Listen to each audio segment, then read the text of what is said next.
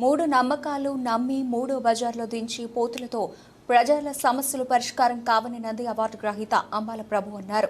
శాస్త్ర సాంకేతిక రంగాలు శరవేగంగా భారతదేశం అభివృద్ధి చెందుతున్న ఈ తరుణంలో కూడా ప్రజలు తమ మానసిక, శారీరక, ఆర్థిక సమస్యలకు మాయలు, మంత్రాలు కారణమని భూత వైద్యుల మోసపూరిత మాటలు నమ్మి మూఢనమ్మకాల వైపు ప్రజలు మూడు బజార్ల కూడళ్లలో కోడిగుడ్లు మాంసంతో వండిన వంటకాలు పెట్టి దించిపోస్తున్నారని, వాటికి ప్రజలు ఎలాంటి భయాందోళన చెందవద్దని ప్రభు పేర్కొన్నారు.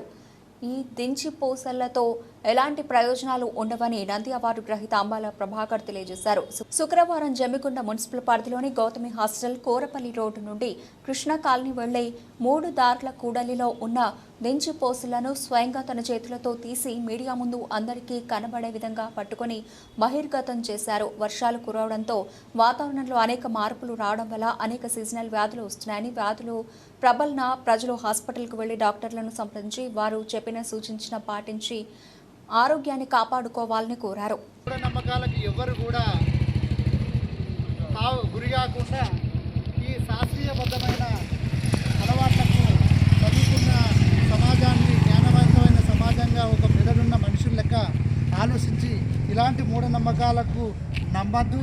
ఈ మూఢనమ్మకాల నమ్మి ఇలాంటి దించిపోసుట్లు ఏవైతే ఉంటాయో ఆ దించిపోస్తే మీ ఆరోగ్యాలు బాగుపడి, ఒకవేళ మీ ఆరోగ్యాలకు అనారోగ్యాల పాలైతే హాస్పిటల్స్ ఉన్నాయి, డాక్టర్లు ఉన్నారు, ఆ టెస్టులు చేయించుకొని సీజనల్ వ్యాధులు వస్తున్నాయి కాబట్టి మీరు హాస్పిటల్కి వెళ్ళి టెస్టులు చేసుకొని తగిన మందులు, డాక్టర్ సలహాలు తీసుకొని తగిన మందులు వాడాలి తప్ప ఇలాంటి మూఢనమ్మకాలతో మీ పైసలు కానీ వృధా చేయకుండా, అభద్ర భావంలో వెళ్లకుండా మీరు శాస్త్రీయబద్ధమైన ఆలోచనలు అలవాటు చేసుకోవాలని చెప్పని సందర్భంగా తెలియజేస్తున్నాను.